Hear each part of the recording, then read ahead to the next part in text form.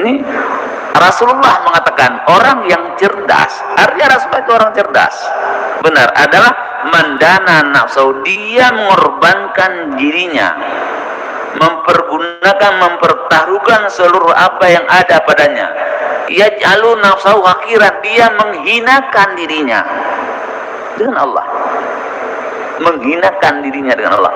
Wa amila lima badal mauti, dan dia mengerjakan sesuatu amal yang orientasinya pasca kematian.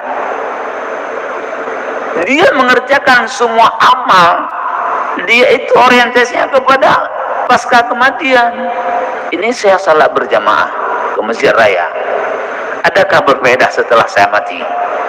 Saya hari ini beli mobil, apakah ada berfaedah untuk setelah mati? Saya membangun rumah, apakah ada faedah nanti setelah saya mati? Itu orang yang cerdas.